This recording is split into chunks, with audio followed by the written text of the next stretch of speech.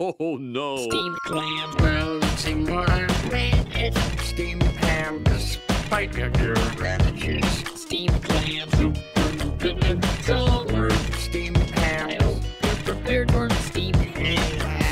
Hey guys, I'm roasting roll. Steamed clam, I hope you'll purchase fast food. Steamed ham, this is my favorite share. Steamed clam, double H, Seymour. I was just dredging my calves at the windowsill. I smell my quick exercise. Get to join me. Why is there smoke coming out of your oven, Seymour? All that leaves and smoke. It's steam from the steamed clam bread. Steamed clam. Steamed clam. Steamed clam.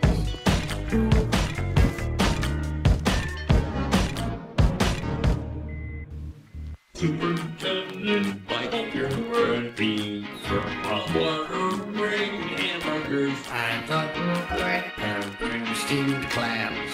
Don't know why I said steamed clams. That's what I call hamburgers. You got hamburgers, steamed clams. It's a pretty roll on the I am a region. Upstate New York. Really? Well, I'm from Utica, and I've never heard anyone use the phrase steamed hams. Oh, not in Utica, no. It's an Albany expression. You know, these hamburgers are quite similar to the ones they have at Krusty Burger. It's an old family recipe. Oh, no. For steamed hams. Yeah, steamed hams. Yeah, and you call them steamed hams, despite the fact they are obvious to grill. You know, one thing I say, yeah, you steamed a ham. Patented Skinner burgers. Oh, no. What it's for. Steamed clam. Good thing instead of steamed ham. Yes, I agree. Steamed clam. What is happening in the steamed ham?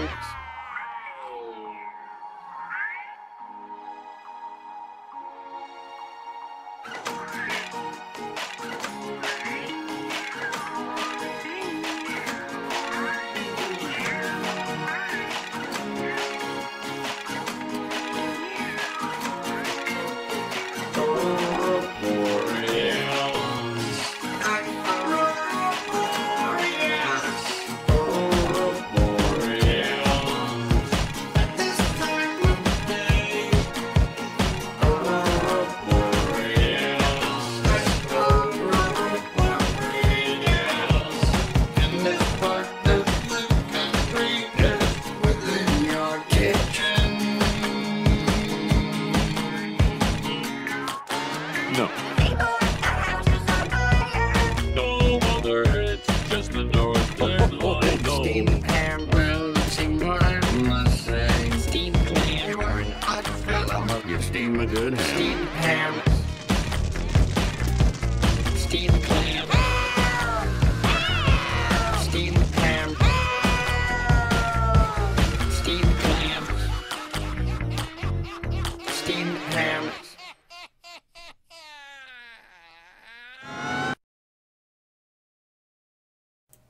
Well, hello there. I think you all know what that was.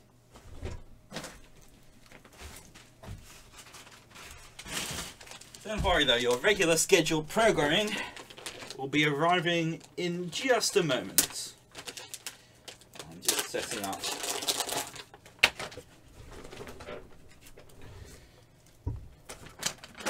And first thing first, wow, they sure are churning these things out quickly, aren't they? Once every 2 weeks. I was wondering, we didn't have no announcement anytime last week, but yeah, it seems this is a regular thing. So as soon as I set it up so I can actually view Steam chat while also having the game open, we will be heading forward. So not Steam chat, Twitch chat. Now, for some reason I'm getting like quite a low bitrate to Twitch compared to normal, so I hope that doesn't impede the stream. If it does, let me know and I'll see if I can sort it out. But my internet seems to be fine. Maybe it's just Twitch. I'm not entirely sure. But regardless, we're going to have a good time. Yeah, okay.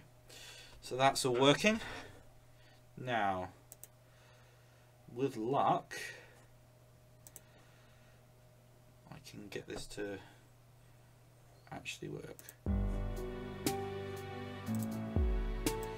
Right, I'll turn the game volume right down because I know it's always too loud compared to my voice. So hopefully while I've got it out now will be good. Let me know if it needs adjusting, because to say more often than not it may well do. Let me just reblog my post again so people know that it's starting right now, this stream. And if anybody, you know, might be interested in watching a stream of this, and it will be a full stream, I'll be playing all the different routes and options, etc. Then call them over, because it's always fun having people in these streams talking in chat and stuff. So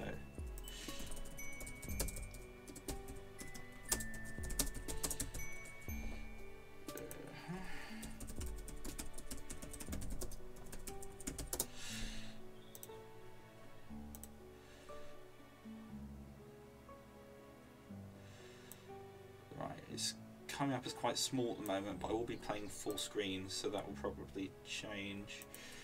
So Lord knows what that will do to my stream setting. Oh yeah, now it's huge.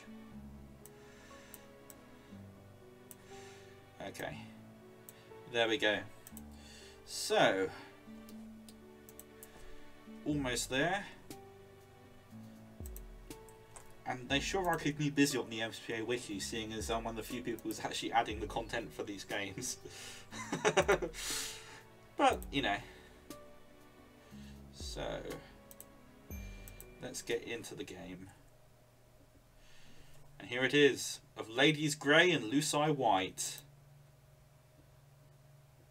Okay, so I guess we're jumping straight into it. I'm excited. It's going to be some new music, or maybe old music, which is actually getting use. It's going to be some new characters, which I'm going to have to type up long bios for on the MSPA wiki later tonight. I'm hyped. Hope you are too. Okay. Putting one foot in front of the other, you continue on through this strange alien world. Just when you think stuff is beginning to make sense, it all slips through your fingers and becomes even stranger and more alien. There does, however, seem to be one thing that remains constant throughout all planets and walks of life. That thing is friendship. You are on the prowl for more. It would have perhaps been wise to stay with one of your wonderful new friends until you are fully healed. But, as Martha Stewart said, visitors, like fish, begin to smell after 3 days. You were almost positive Martha Stewart said that. Nevertheless, you soldier on in your endless quest for companionship. Where will your travels take you next? Oh my gosh. Okay, so I either get to pick gay cowgirl or goth gay. Well, I usually go left to right, so I think that's what I'll do. But first, I want to see who wrote these segments, because last time I was talking all about Andrew Hussey being the writer. It turned out that he may not have been. Okay, so Skylar was written by this Aisha Ufara person, and Bronya was written by C.L. Kyle. So no Hussey writing. Well, I mean, I'm sure he oversaw it because he's the director, but yeah. Okay, so we're going with Skylar Corrigan first, who I believe lives on some sort of ranch. Ooh, look at this. This looks like some sort of beta art for Earth. In fact, hang on, what? It's daytime. We're gonna meet a troll out in the daytime on Alternia who isn't a Jade Blood. Okay. As dawn approaches, you find yourself heading out of the big city and into the rustic outskirts. Okay, this is just from Homestuck. I forget what this is called, but it's a Tavros theme. Man, the sun sure is bright on this planet. It's rising over the crest of the distant hills, a huge fiery ball. The later it gets, the bigger and bigger it grows. Way bigger than you've ever seen the sun on Earth. What's that smell? Could it be your flesh beginning to sizzle? Fantastic! You love the country. Now again, tell me, I'm going to just check my audio levels. Tell me if the music is too loud or I am too quiet, because I can adjust either, and I may well need to. So yeah, just be on the lookout to tell me if anything needs to be changed. No wonder the nightlife seems so active on Alternia. They're all nocturnal to avoid brutal daily roasting. You reach into your pocket for your cool new shades, but you appear to have left them at your friend's house. Fuck. You gotta get yourself together. The recent physical trauma and extensive blood loss has you a little fuzzy. You weren't built for this wilderness survival shit. You're starting to wish you'd just stolen the fucking Lamborghini or something instead of a spaceship. This seriously isn't looking good. The city is too far away now for you to turn back, so you have no choice but to keep walking. Maybe you can find a cave or a hole in the ground. Maybe you can just cover yourself with grass. You wish that someone had mentioned the Death Sun in between offering you alien meat products and calling you their news. Off to your left in the distance you catch sight of what might be the shimmer of sunlight on glass. A window, a solar panel. You could seriously clean up renewable energy on this planet. Should you change your trajectory and go toward the shimmer? It might just be a mirage. Well, I haven't even met the character yet and I've already got the first choice. I wonder if there'll be more choices on this route instead of just the 3 potential endings. What happens if I... Okay, I'll do forget it first, which might be the wrong choice, but... Yeah. Honestly, you could probably see this one coming. Wow, so... Okay, I just get roasted. And this is a nice vector version of the Houston Sun. Nice. Okay. So option 1 is me getting toasted. Wow. Okay. Okay, that's fun. Okay, let's see what's the actual thing. So does that mean there's not going to be like a minor ending with the actual character?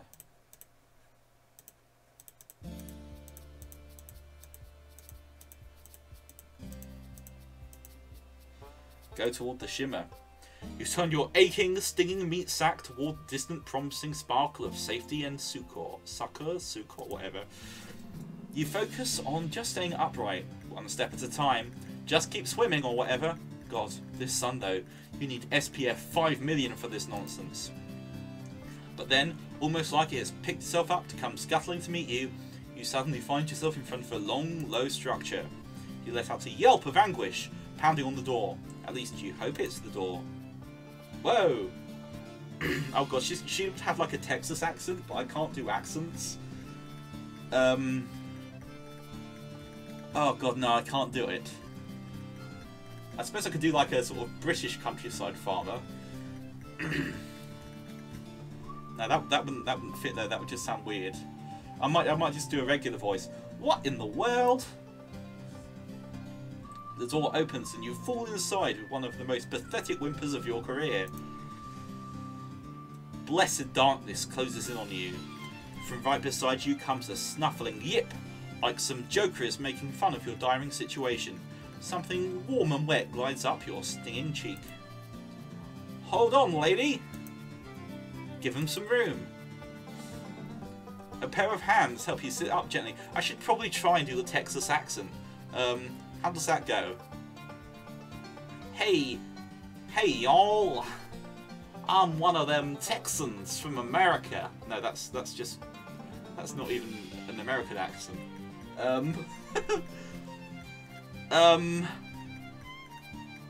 Well, you know, I can't do the... No, that's not it either. What do Texans sound like? Well, hey, howdy, y'all. I'm from Texas. I think this was a bad plan. Okay, I'll just keep doing what I was doing. A pair of hands help you sit up gently. Your eyes haven't adjusted enough to make out more than a couple shapes. One upright and one low to the ground. Does she have a dog lusus? Oh yeah, look, there it is in the background. And there's some legs which look like they could be like a farm version of Metaton. What were you doing out there? Can you stand? Strong arms pull you to your feet. You wonder if everyone on this planet is strong, or if you are just extremely flimsy. They guide you to a chair at the end of a long table. Stutteringly, you begin to explain yourself, that you are an injured, exhausted traveller who is ravenous for pals. Well, bless you. Oh god, she's so Texan. I really want to do the accent. Okay, hold on 1 second. I need to remind myself how a Texan accent sounds.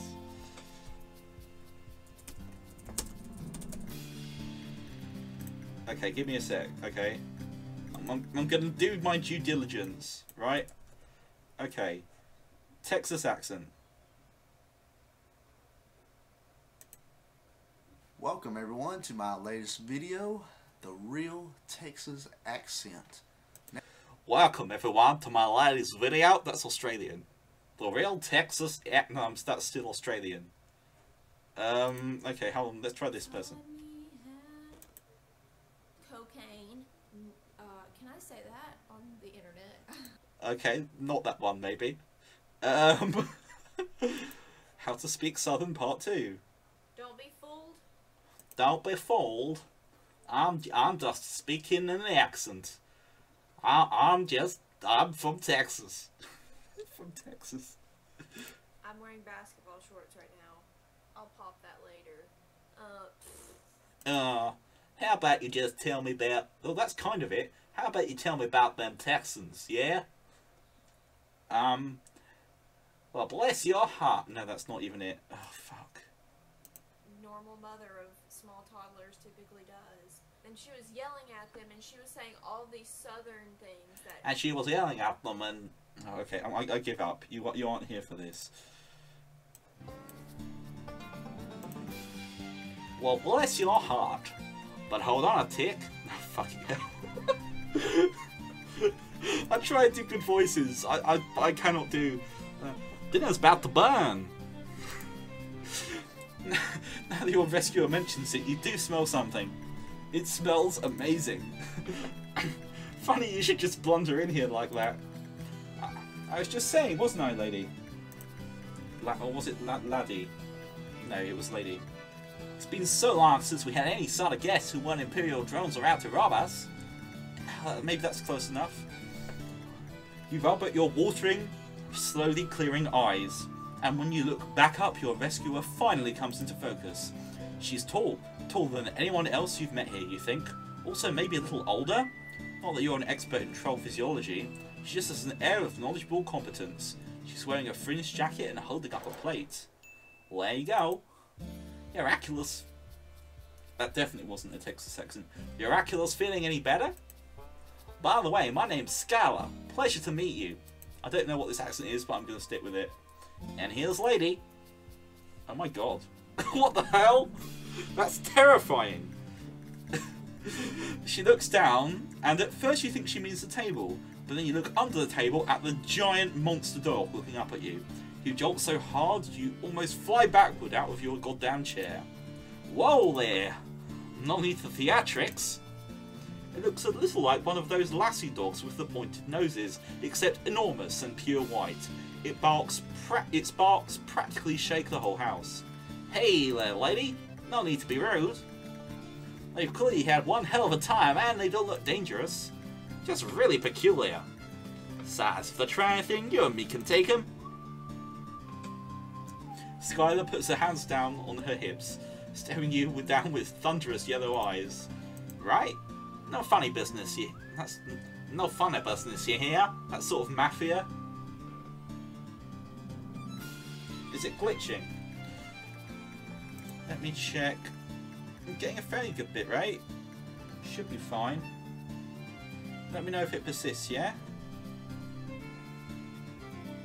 Yeah. You swallow a nod, trying to look unthreatening and obliging. Ready for anything. For instance, friendship. You are so ready for that.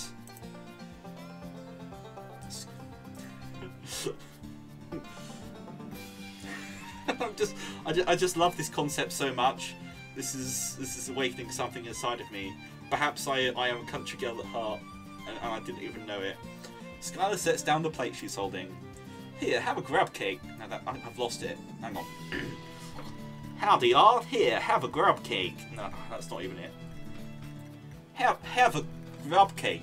Well, there's plenty. That sounds gross as hell. But what's sitting on the plate looks and smells exactly like a normal pancake. Golden brown and crispy at the edges. There's boiled tree blood too. No, that's her. There's boiled tree blood too if you'd like. Also churned dairy product. Yeah, okay. She puts down a carafe of syrup. I'm just completely off kilter now from trying to do this fucking accent. And a dish of butter.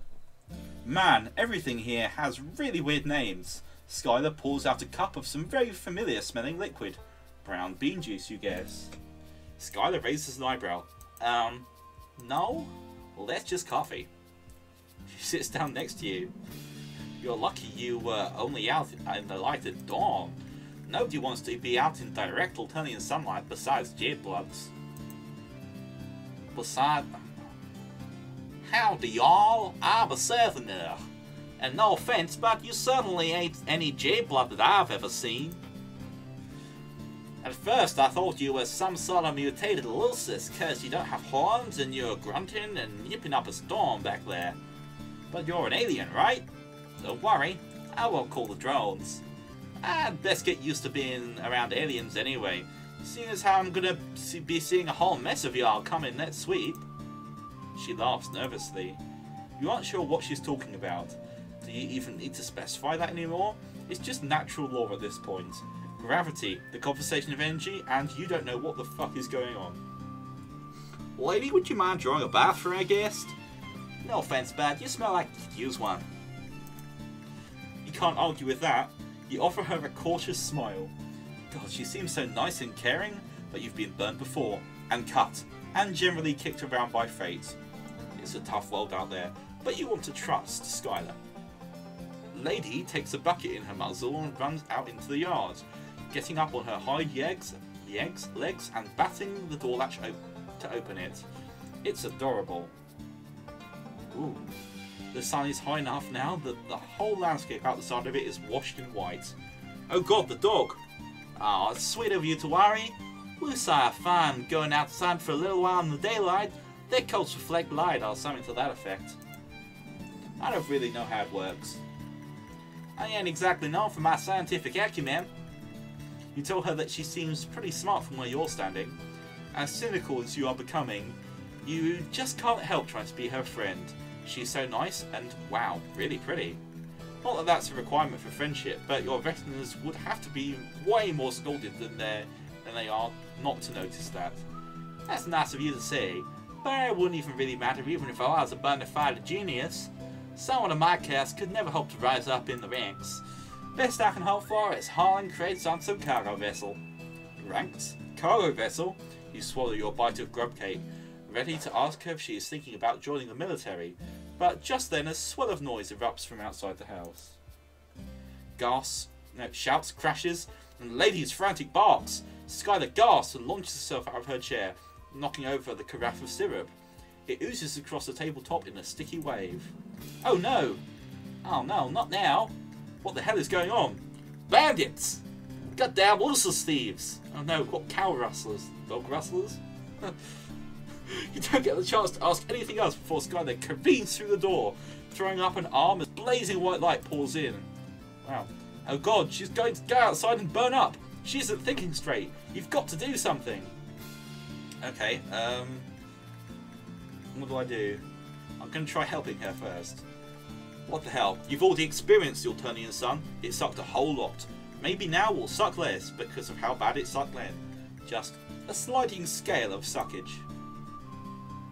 Skylar plunges out into the daylight in the direction of the commotion, and like a big dumb asshole, you barrel out into the blazing hellscape after her. Surprise! It still sucks. You've had sunburns before, but this is ridiculous. This is a monster of a gas giant, pointing and laughing at the tiny speck of humanity you represent, trembling before the void. It's a pure assault on all your senses. The light is almost as bad as the heat, and you put up your arms to block good glare, following the dust sky that kicks up behind her. You doubt your eyes will actually ever adjust to this fuckery, but you can see a little better than before. There are about half a dozen of them, all of them trolls, all wearing dark, padded outfits that cover their faces. They look halfway between hazmat suits and SWAT uniforms. All of them have big, fake-looking guns that probably aren't fake. In fact, one of them shoots a laser at your face. You duck, and it leaves a blazing heat trail across your cheek. But as all of you is currently burning, it doesn't really break your stride. Catch these hands! Skylar throws herself into the fray, letting out a war cry accompanied by the sound of a fist hitting flesh. It's 12 against 2, which, if you remember your fractions right, is not unlike 6 against 1. Hiya! But these guys had probably not been expecting a frontal assault, and they had definitely not been expecting a Skylar, who is frankly fucking terrifying. She shoves 3 trolls down like dominoes, grabbing up a discarded gun and shooting all 3 while they're on the ground. Zap, zap, zap! Wow. You have never been in a fight before. A fucking all-out brawl. It's scary. But now that you're in the thick of it, also kind of awesome. Sure, your skin is burning and you could be killed at any moment, but that's just how it goes on this planet. You just gotta get into the swing of things. Take no prisoners. Kill or be killed. Hell yeah! You pop one of the bandit trolls in the face. Fuck, that probably hurt your fist more than it hurt the troll, but it does throw him off balance for long enough for Sky to smash the butt of her gun into the side of their head. Yeehaw! Hell yeah! She gives you a wild grin. The 2 of you are beaming at each other while a hostile alien sun tries to boil away the liquid from your eyeballs, and a bunch of bandits try to dog-dap a giant monster. You love this girl. In a friendship way.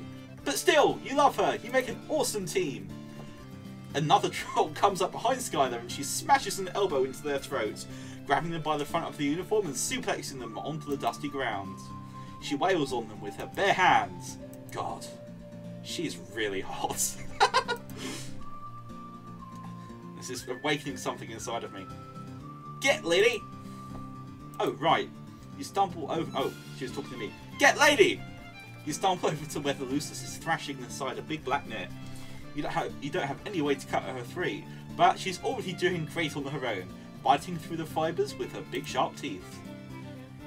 You hold the net still for her to finish the job, and pull it off her so she can join the fray. It's over fast after that. How did they even get Lady into the net in the first place? She's so giant and quick, grabbing trolls in their jaws and shaking them like chew toys. The remaining 5 who are still standing jump onto their little dune buggies and make tracks. Emphasis on the bug. They look like scuttling little beetles. Skylar chases after them for a few hundred yards, throwing the gun after them and shouting obscenities. And stay away, you hear? Tell the rest of them that's why you don't ever fuck with the... Okay, no, hold on. Tell the rest of them why you don't ever fuck with the rusties. With the rust... Tell y'all the rest of them why you don't ever fuck with a Rusty's ranch. No, whatever, I don't even care. She stands silhouetted against the blazing sun. The dust trails vanishing into the distance. You are awash in heady victory, giggling like a lunatic before the adrenaline kind of drains out of you all at once. You have violently reminded you of your fucked up ribs and recent blood loss. Your Turnian sun beats down, and your arms are already covered in raised patches of red skin. This is a sunburn turned up to 11. Whoa there, are you okay? Skylar is swaying too. A spray of olive green blood covers her cheek.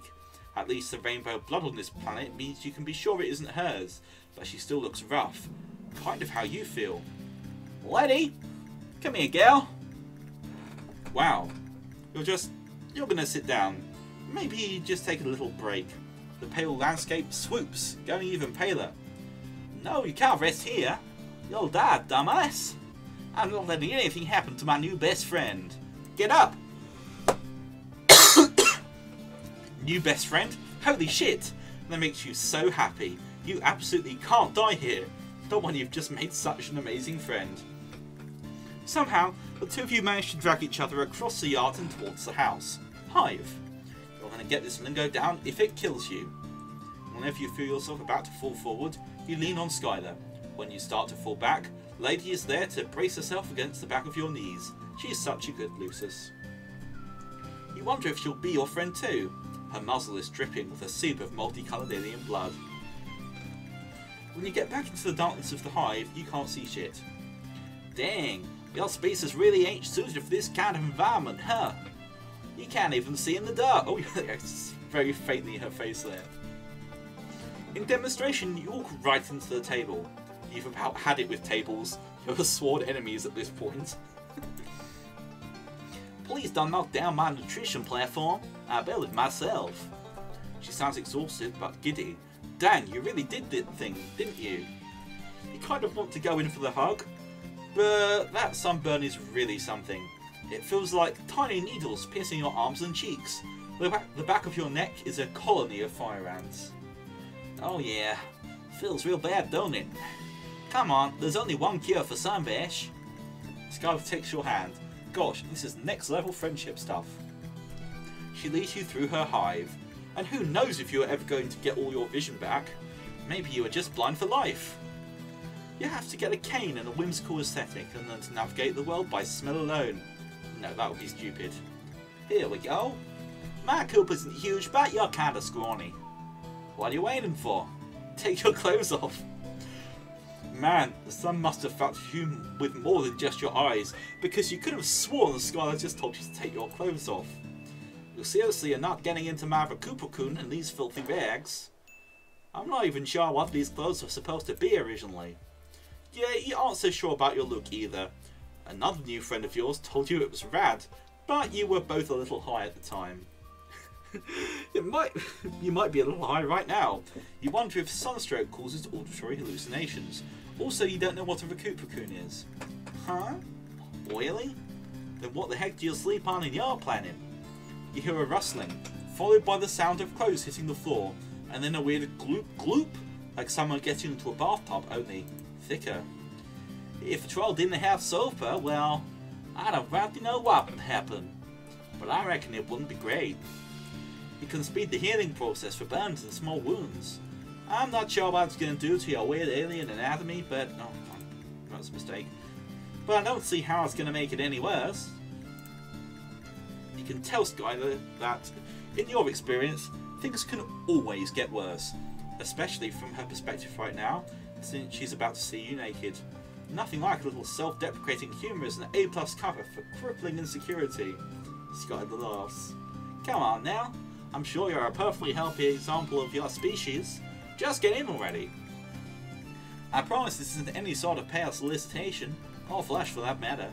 I know it's awkward, but I only got one coop. Right, okay. You can totally do this. You can make this not weird. Of course, you trip taking off your goddamn pants and the Skylar starts laughing all over again. Not in a mean way, more in a chill, please join me in my slime bathtub old chum way. In a non-awkward way. In a friend way. Yay, I win! And the win condition is sharing a naked bath with Skylar? Okay. Good thing I was half blind for that, eh? I wonder what the sprites are like. Good lord. Okay, let's see what the bad end to that is.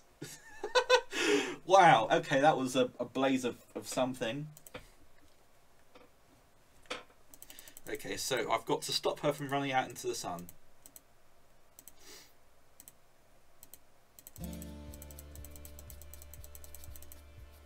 Go towards the shimmer. So we've seen all this already, so I won't read it. So we meet her, we're in the barn or her house or whatever.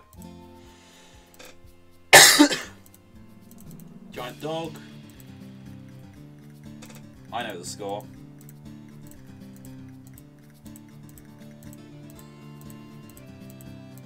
Okay, so I eat some stuff. Coffee. Then the bandits turn up outside.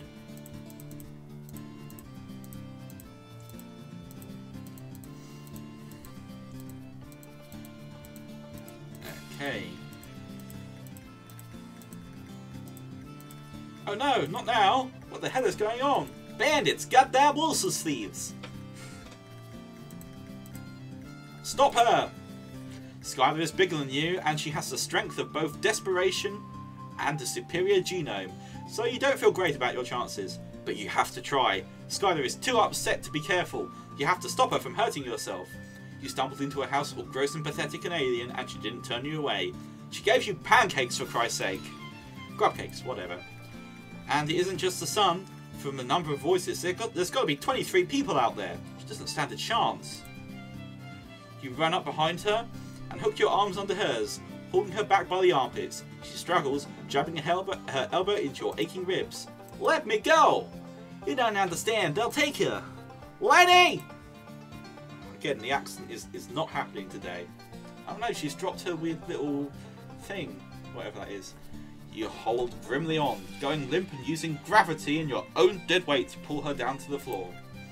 Through wheezing breath, she tells her she can't go out there. Didn't she just tell me that you'd never have survived if it had been later in the dawn? You probably aren't making much sense, but you keep up a stream of worthless bullshit until something catches. Would you Lucius really want this for you, Skylar? Would Lady really want you to sacrifice herself for her? Skylar goes rigid, and all the fight just drains out of her like blood down the drain. She sags back into your arms. Oh, sad. The two of you watch Lady thrashing in a huge black net as several of the figures haul her away. The sun is too bright to see them clearly, but they appear to be herding more white creatures out of a paddock and into a collection of vehicles. The herd! She says it so quietly you feel it more than hear it. You continue to watch as Lady is packed into one of the vehicles and they drive away, kicking up clouds of dust that glimmer in the brutal sun. You can let me go now. I'm not gonna throw myself out into the daylight like a romance novel heroine. You realise just how tight you're holding onto her and loosen your arms, pulling away and sitting up. Aww. Strata's cheeks are wet with tears, but she quickly shakes her hair onto her face to hide it. That makes your heart hurt. You want to tell her that everything is going to be okay, but you make it a point not to lie to your friends. You have absolutely no idea how it's going to be. And before you can say anything at all, she gets up and disappears through a door and further into the house. Give her some space. You decide to mind your own business. Well, you do try the door, but it's locked. Best to keep occupied and do what you can for her. First, you shut the door to keep that sweltering heat and blinding light out. Then you tidy up the kitchen a little. Everything here is oddly textured and coloured. The shape's unusually organic. Some of it is worryingly scuttly and alive. You do your best. You mop up the syrup and straighten the chairs. You're just trying to figure out how to get the sink to spit out some water onto the dirty dishes when Skylar comes back out. Her eyes are dry and her hair is combed back out of her face. Don't you worry about that. You're gonna break something. She plays with one of her beaded bracelets with nervous little fidgets of her fingers. I could never have taken those feathers by myself. Especially not in broad daylight. I want to thank you for stepping in and stopping me. I was overwrought. Nod, accepting her thanks. She doesn't seem overwrought anymore, just numb. Wow, this is a legitimately terrible situation.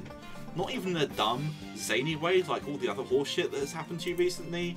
You wonder who those guys even were. Lucius thieves. They have come before, but always at night and never in such loud numbers. So the lady and me could always take them. I never expected anything like this. For them to come out and force like this in the middle of the day? She sits down at the table, putting her elbow in a patch of syrup you missed. You offer her the dishcloth and notice several little discoloured patches on her arm. It looks like she got burned just from having her arm out the door for like a minute and a half. You're really glad you didn't let her go out there. You've endured a lot of heinous shit on your short span in this planet. Injuries, and for God's sake I keep accidentally clicking that. Injuries, and lots of added insults to those injuries. But the time you spent with Skylar waiting for the sun to go down is some of the worst and most helpless. You don't know what to say to help her. You aren't actually her friend. You aren't even the same species. The Troll/Lucius relationship is a little confusing, but they seem to be some sort of combination of caretaker and pet. More symbiotic than parent and child. Ooh. Finally it gets late enough to venture outside and you follow Skylar out to the empty paddock. There's nothing out here but a broken fence and trampled ground. Lots of kids lose their loci. It's just a part of life. I would have been heading to the old deals next sweep anyway. I would never have seen her again, but at least I would have got the chance to say goodbye, you know? It's kind of a bummer how resigned everyone on this planet seems to be to terrible things happening. Then again, you guess that's true on your planet too? Existence. Just a goddamn mess. You try to give her some of the most the most understanding look you can. Just a really good and supportive friend face. You are killing it. But Skylar isn't paying attention to your glowing facade. She's reaching into her jacket and pulling out her phone. What the hell? My palm husk is blowing up. Oh god. Skylar drops her phone in the dirt and clasps her hand over her mouth. Her eyes sparkle with tears. You pick it up. It's kind of squishy and squirms in your hand a little, which you don't love. You also don't love what's on the screen. It's a troll in a mask, holding a gun on Lady, who is still in that net baring her teeth. The gun looks fake, kind of like a Nerf gun. You bet it's not a Nerf gun. The photo is accompanied by some of that spiky text you can't read. Hey, how can you understand the Altonian spoken language but not the written? You decide not to think about it too hard, waste of time. They send a ransom demand. They said if I can't pay, they'll sell her. Trolls are valued for their strength all over the galaxy. The heiress knows about the black market, but she doesn't do anything about it. She just takes a cut. If you ask her how much the ransom demand is for, as if you have a penny to your name. She tells you a number that sounds stupidly large, even without knowing the exact exchange rate to Earth money. They're just mocking me. They know a bronze blood can't afford this. They just want to force me to fail her one more time. Her voice breaks on a sob. Reach over and put your hand on her arm. She looks at you with big watery eyes, and you brace for her to fall into your arms sobbing. You're actually kind of hoping for it. Not that you're the type to want to profit off another's pain, but you're pretty sure that offering comfort in a time of crisis is a first-class ticket to Friendsville. Instead, Skylar gives you a hard shove backward. You take 2 stumbling steps and fall on your ass. Something squishes beneath you. A cowpat or something alive. You aren't sure which you prefer, honestly. Sorry, I didn't actually push you that hard. Your species just seems pretty flimsy. I don't want sympathy right now. But especially not from you. She stands framed between the 2 moons, some trick of perspective making her look just as distant and just as sad. Not that moons are inherently sad. Whatever, that's not the issue right now. Had Skylar been lying to you before when she said she didn't blame you? She'd even thanked you for stopping her from killing herself. Nah, I don't blame you. I just can't stand the sight of you. Looking at you reminds me of losing Lady, and I don't think that'll ever change. Sorry. I was really hoping we could be friends. There's been a really long time since I've seen anybody out here that goes on 2 legs instead of 4. But I just don't think it's gonna work out. If you start walking now, you could probably make it to the city before sunrise. Or there's a J-Block colony nearby if you want to inflict your personal brand of assistance on them. Goodbye. You leave with your proverbial tail between your legs, and the last glimpse you get of Skylar, she's standing next to the empty paddock, staring at the ground. Ah, that's sad. Game over. Wah wah. Okay, that's Skylar's roots. Interesting. That was quite a dynamic one. I liked it. So, what's next?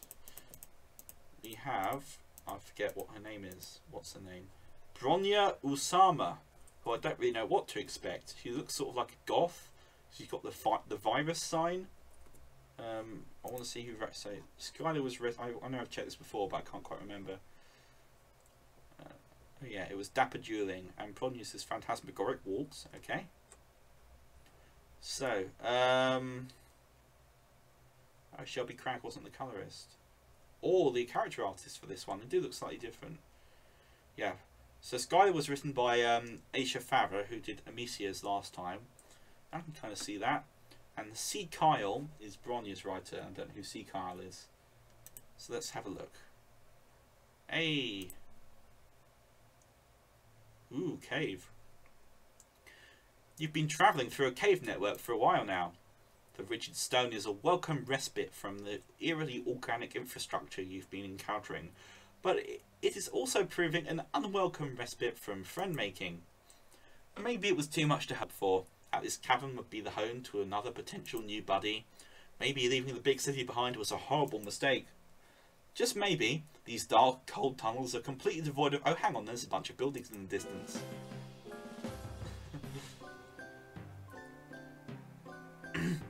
Oh, hello. I thought you were one of my girls, but you don't look like a J-Blood. Or anything else, actually. How strange. Convey your usual spiel regarding your circumstances. You were lost and lonely, and your ribs are still broken, you think? Honestly, the ribs are fine. You could just use another friend or two.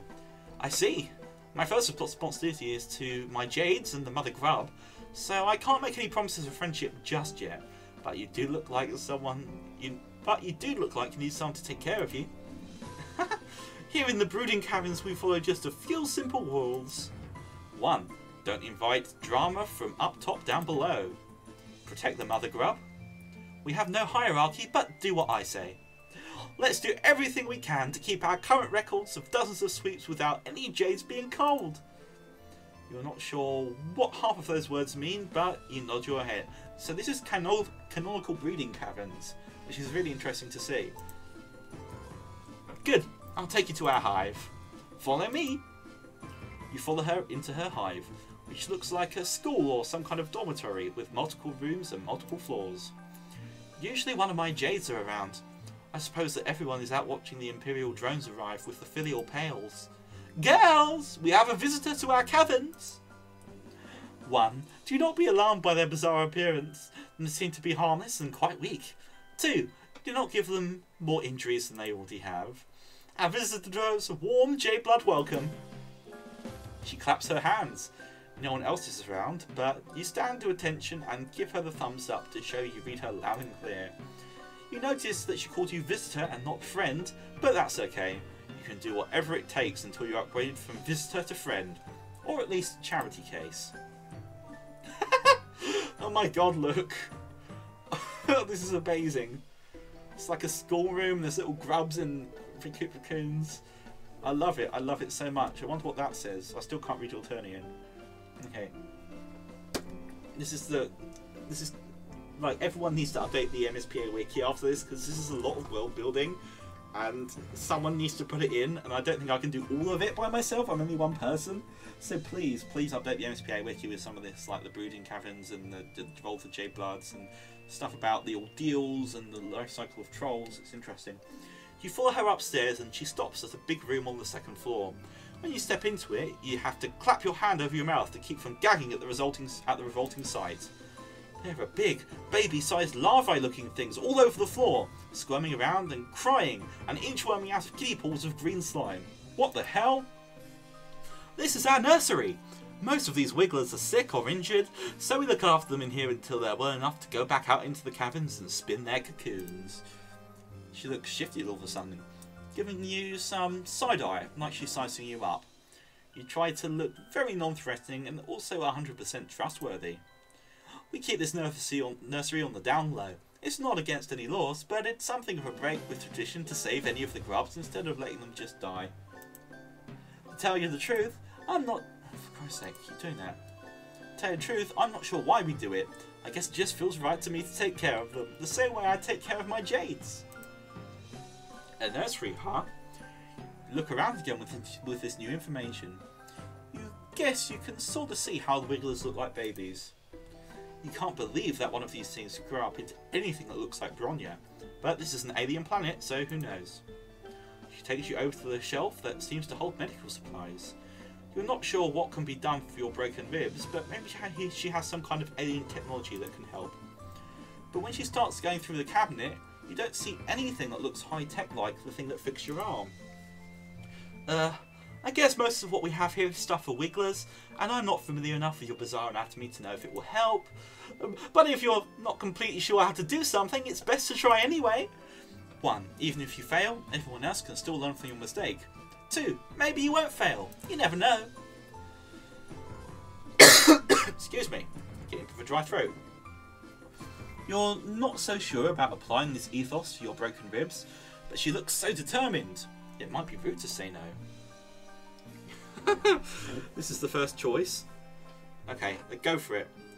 Go for it! My ribs are already broken, so what's the harm? Okay, come here. Lift up your shirt so that I can get your injured bellow sack enclosures. Yes, like that.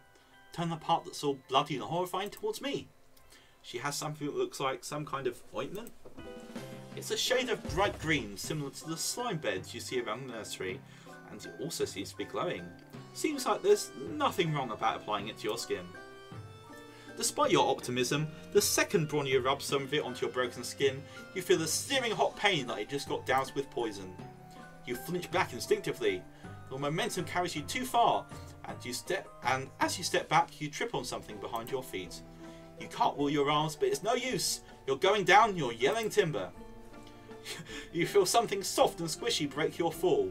and you hear a terrible squelching noise and kind of an animal squeal. You have fallen right onto one of the wigglers. You roll off of it, but there's no use. It's squished flat, and you're covered in olive fluid that you think might be its blood. Oh dear. You look up to see Bronya's horrified face and know that there is no hope for friendship in those vengeful eyes. You might want to run before I throw you out this window and break the rest of your bones! Woo! Game over. Alternius deadliest arse. And look at this little sad face. Oh good god. Okay. That was a pretty good small ending there. Let's have a look.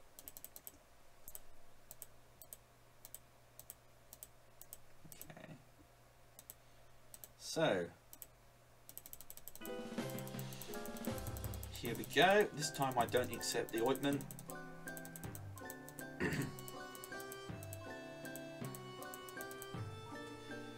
Thanks, but no thanks. I'll heal on my own just fine.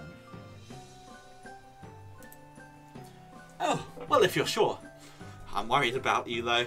You seem like you need help, and I wish I could help you more. If I can't take care of someone, I'm not sure how we can ever truly be friends. You try to cheer up. But oh, God, my throat. One moment, guys. I'm just going to get myself a drink of water. I'll only be a minute.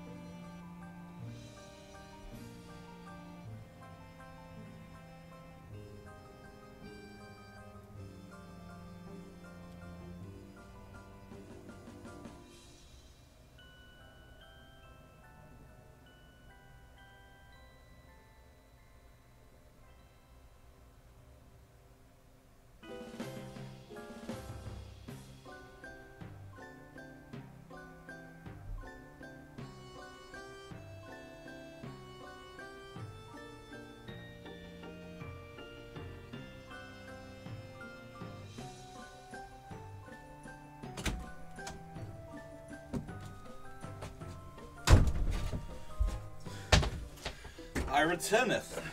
Just a moment.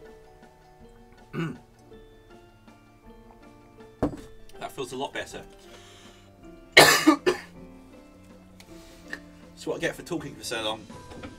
Anyway. Well, there sure are some things around here that I could use some assistance with. However, don't take this the wrong way, but as we've only just met, I don't know that I can trust you to be as responsible as I am. It's not easy being the one in charge. You have to be 1, conscientious, 2, considerate, and 3, competent. It's all... Fucking hell. Sorry. Competent at all times. You try to think of times in your life when you've been conscientious, considerate, or competent. You're drawing a bit of a blank. But hey, new planet, new you. You assure her that you have what it takes. I guess if you want to prove that you can be responsible, I can let you help me out today. It's a good time for a visit. Oh, we're going to see the Mother Grub. Oh, please let us see the Mother Grub. Well, I mean, obviously we've seen the Virgin Mother Grub, but an active laying Mother Grub? And that's something we haven't seen before. It's a good time for a visit to the Mother Grub. You're careful to step around all the little guys on the floor as you head out of the nursery. She takes you back outside.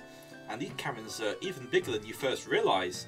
They're also dark and cold and gloomy, and you can't see anywhere that might lead up to the planet's surface. Does she really just live down here all the time? To make some conversation during this cold hike in the damp cave, you mentioned that living underground like this seems kind of depressing. You realise too late that this wasn't very tactful, but she doesn't get angry at your conversational gambit of insulting her home. Oh, no, it's very peaceful down here. Well, in comparison to anywhere else, I quite enjoy it. The brooding caverns are a place for life and birth, not death. That's pretty uncommon on Ternia. You're still not sure what she means by brooding caverns, but you guess it has something to do with the wigglers in her nursery. Before you can ask, you reach the top of a ridge and get a new, wider view of the rest of this cavern. It's enormous, probably the size of a small city. All over the cave floor you see more wigglers crawling everywhere. Cocoons line the cave walls and the larger stalagmites, with some young trolls crawling out of them. Walking, flying, and crawling amongst the wigglers and young trolls are a variety of white monsters of all kinds of shapes and sizes. In the centre of the cavern there is... you don't know how to even describe it. It looks like a huge many-legged queen bug of some kind, with a goat-shaped skull and horns coming out of her head. Her bulbous sphincter ripples as she lays a continuous stream of hundreds of eggs, from which you assume the grey wigglers will hatch. And marching through all this, you see several hulking bipedal creatures, each carrying 2 buckets either to or away from the mother grub. They look armed and they look like regimented troops, soldiers of some kind. You are instinctively terrified of them. And this is where the magic happens, and by that I mean the continuation of our species. J-Bloods like myself are entrusted with looking after this process, which is of course a very special job.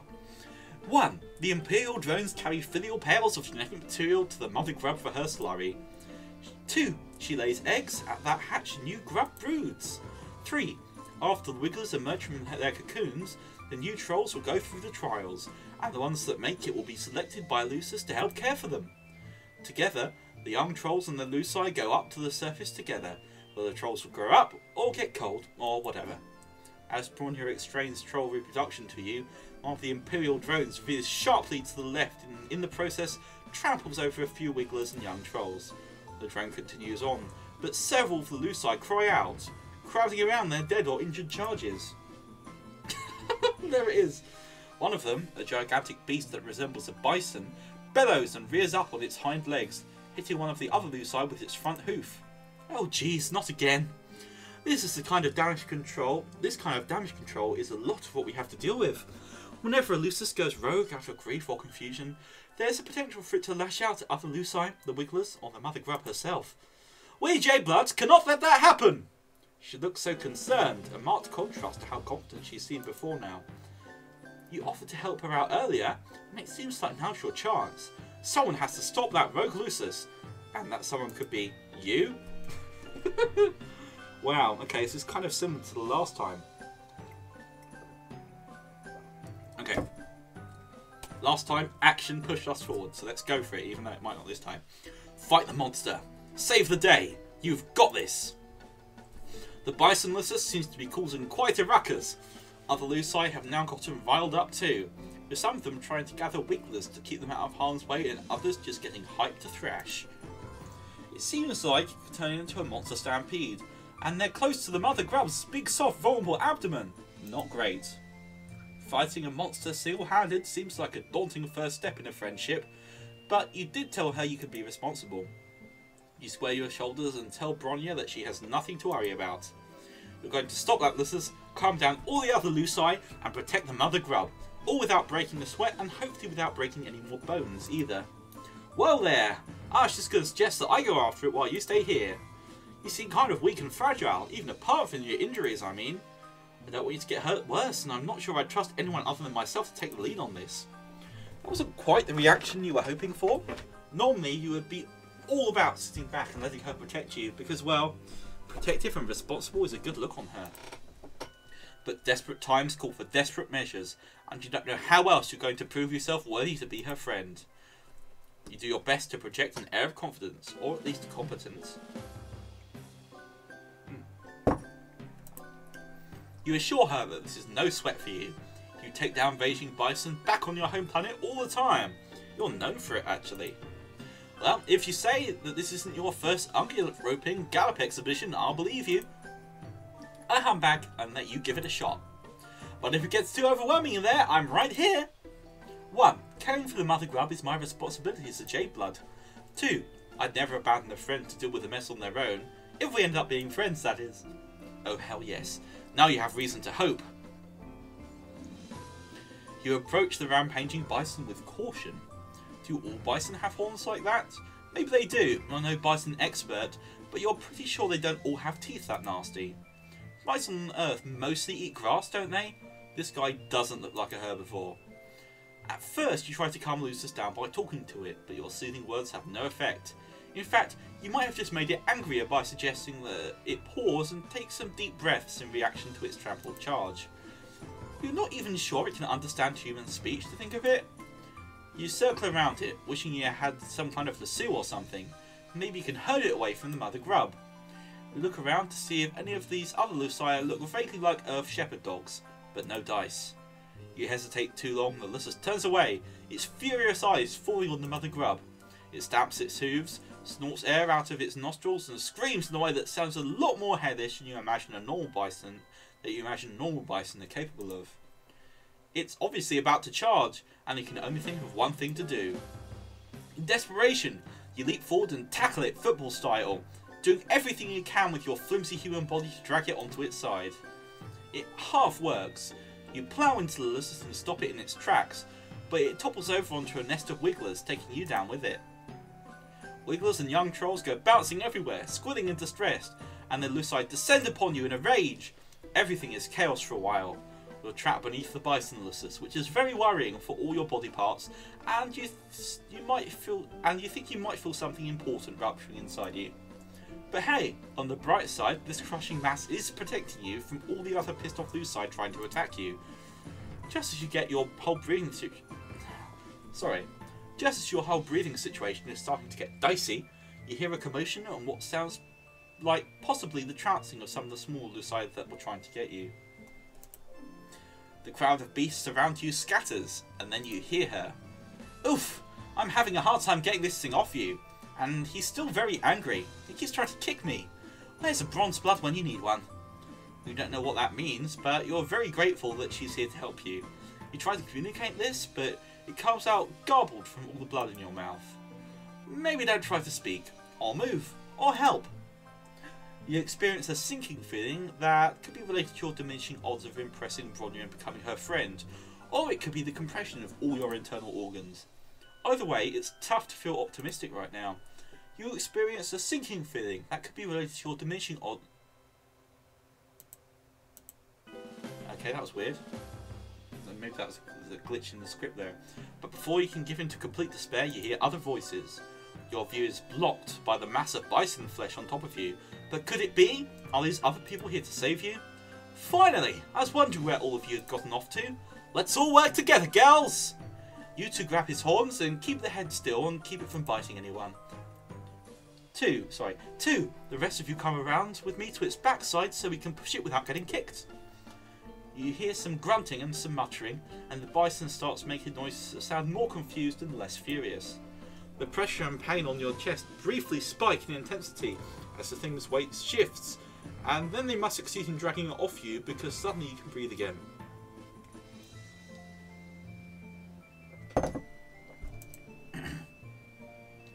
But the crisis is not yet over. While you're still testing the use of your lungs and blinking up at the cabin ceiling, you hear a new cacophony of enraged monster noises. Uh-oh! The other Luci is still agitated.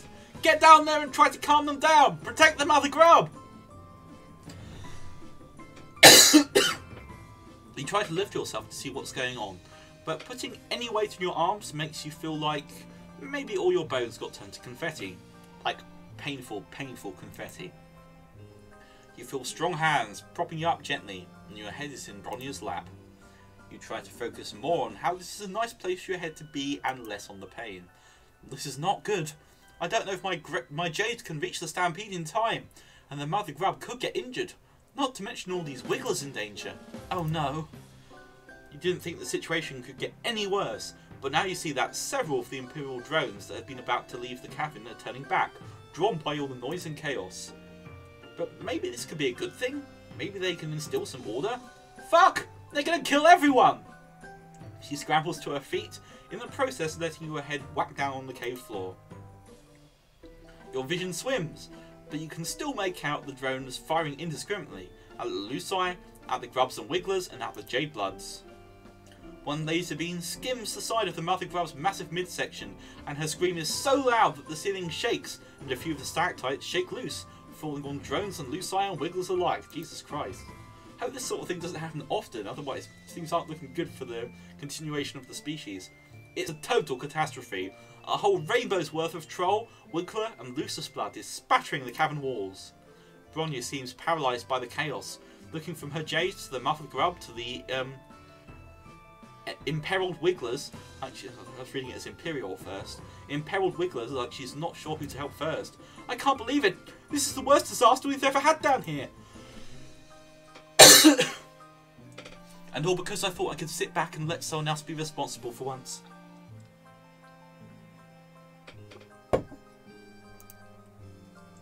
If I were a less secure person, I could let this moment plant a seed of doubt in my mind about my ability to take care of others and do my job well. Or I could chalk it up to you being really fucking stupid. You shrink under the weight of her glare. She's green in the face from how angry she is. You swallow and manage to spit out enough blood to ask a question that you already know is hopeless. Does this mean you can't be friends? Are you serious right now? I do not make friends with anyone who recklessly endangers the trolls and wigglers under my care. You killed them all. Game over. Lol, nice.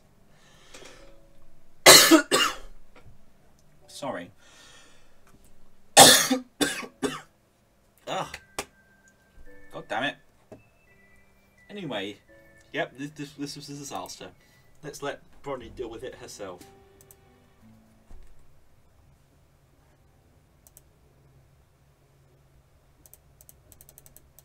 Okay. So, I find her, she's here. She's going to offer to put the ointment on me, I have to say no. Yep. So, she wants me to help, wander out to the caverns. There's the bison. Okay, be a weenie. You most definitely do not like the idea of wading into a monster fight, not even to save the progenitor of your new friend's species. In fact, you don't like that Bronya is so focused on protecting all these helpless toddlers and distressed animals instead of taking care of you. You stammer out that you don't think you can take on any kind of monster right now. In fact, you just felt another stab of pain in your ribs, you might be blacking out. Bronya's concerned face turns in your direction as you start to swoon. She catches you before you hit the ground and your heart flutters. You look up with a serious face, and she looks like such a mum, but also such a friend. Like some sort of combination of these two concepts. Yikes, you don't look so good. I can't leave you alone, not when you're in such bad shape. Maybe I could carry you on my back while I try to stop the rampaging Lusus? Your heart flutters, turn to pinpricks of alarm. That sounds dangerous, mainly for you. Try to think of what you can say to dissuade her. Something other than, I think you should ignore the helpless babies and mother in danger behind you in favour of continuing to hold me in your strong arms. But before you can speak, you hear a commotion behind her. She turns to look over her shoulder, and her face sags with relief. Yes! The other Jades are here! They should know what to do. We've taken care of crises like this before. Of course, I'm usually there to help.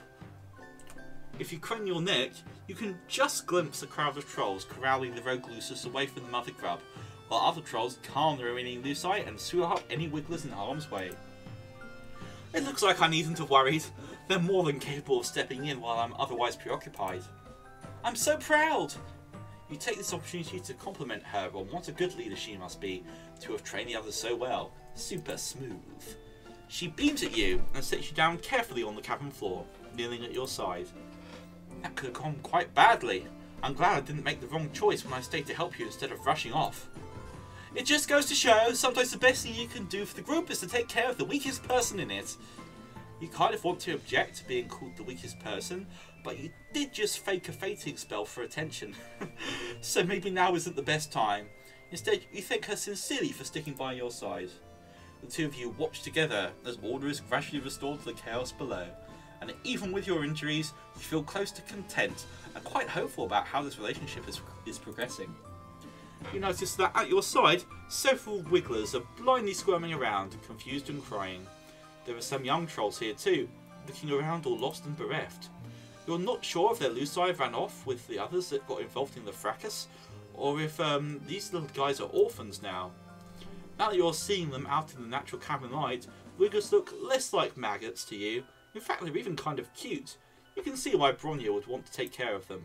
One of the smallest wigglers closest to you has somehow flipped himself over onto his back and seems unable to right himself. His little legs waving in the air while he cries.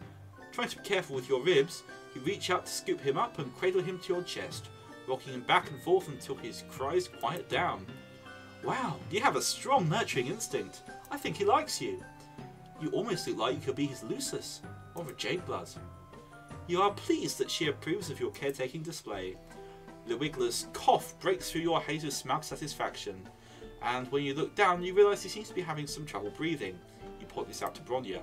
Good observation. You really are a natural at taking care of other creatures, aren't you? Some people find that nurturing ability to be very attractive in a potential friend. But as for the wiggler, this is definitely not a good sign. God, I'm getting a full-on cough here. Lord above. This is definitely not a good sign. I'm surprised none of these drones have noticed that he's sick. If we leave him here, he'll be cold for sure. Bronya takes the wiggler from you, and you're more than happy to hand him over, considering that you have no idea what to do with a sick baby that's not your species. Also, your broken ribs make holding a baby kind of painful, and Bronya eases the wiggler carefully but with perfect ease. Just like you hoped you'll cradle your new friendship in its infancy. Once Bronya feels assured that her Jades have the situation at the brooding cabins under control, you both take the wiggler back to the Jadeblood nursery. You hover around uselessly while Bronya sets up some kind of crib filled with green slime. You're a little concerned when she takes the wiggler and submerges him under the slime because, like, he was already having trouble breathing? Surely drowning the slime won't help? The soap should help strengthen his bellow sacs and soothe his sorrow shoot. When he gets healthy again, I'll take him back to the cavern and set him free to make his cocoon and pupate. But he's so small, it's unlikely that she'll survive the trials. Okay, mixed messages here. He's so small, it's unlikely that she'll... Was that a typo or was it deliberate? You hate to see Bronya looking sad. You try to be sympathetic, mentioning your astute observation. This whole system set up with the wigglers and the trials and the culling seems pretty brutal. What? Oh no, I would never suggest. That's just how the world works. And it's fine. It's fine. The trials are how young trolls prove that they're strong enough to survive. It's only right for the weak to be cold. It's the purpose of Jadebloods to ensure the continuation of our species, and consequently the hemospectrum. 1. We are not revolutionaries. 2. We're meant to do our jobs and keep our heads down and keep things running smoothly. 3. I would never presume to question the basic tenets of an alternate society.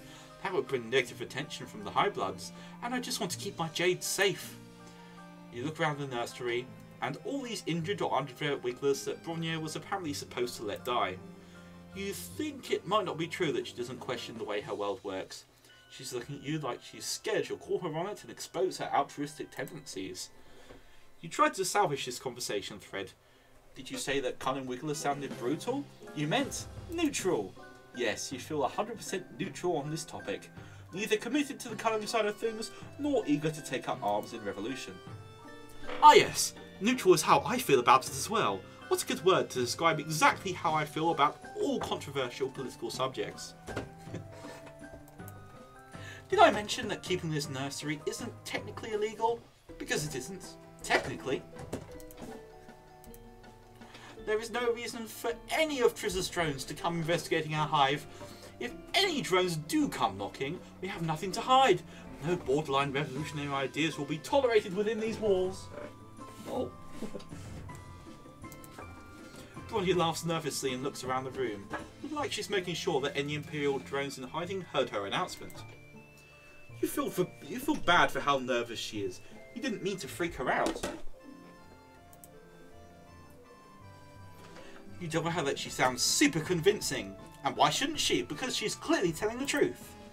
If you were an Imperial drone, you would definitely be satisfied with her clearly law-abiding and neutral ways. Thank you. This means a lot. You cast about for something to change the subject, and mention that your ribs are feeling a bit better.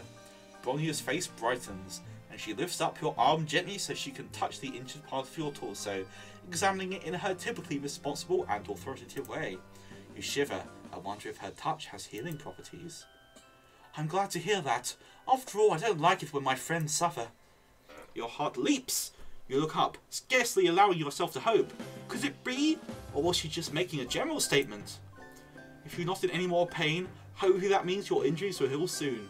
I'll take care of you until then, my friend. You are overcome. Your eyes fill with tears. Bronya smiles at you and squeezes your hand. Yay! Self-care comes first. Amazing. I'm pleased with that. That was good. I wish there'd been more visuals though for the actual central brooding cavern. Anyway, unless I am mistaken, that is the entirety of Hiveswap's Friendsim Volume 3. I'll probably put some stuff on the MSP Wiki tonight, but not all of it because Jesus Christ, there's a lot of stuff. And yeah, but yes. I hope you enjoyed coming to the stream. I'm sorry these tend to be a bit rushed, but they kind of do a number on my voice, talking for like an hour and a half or however long I've been streaming. I'm maybe less, I'm not sure. As you can tell, and I'm unfortunately getting a cough, so yeah, probably better didn't go on too much longer. But thank you very much for coming, and if there's another one in 2 weeks, I will be doing it again. The next one is going to be called, it's not actually on here I don't think, but it's going to be called Of Right and Wrong, right spelt like the Wright brothers, because I think it has the Aviator Troll. So yeah, I hope you enjoyed, and thank you for coming, and I'll be back soon with more Hiveswap Friendsim. Ta-ta! Why did they say ta-ta? That's really weird. Goodbye.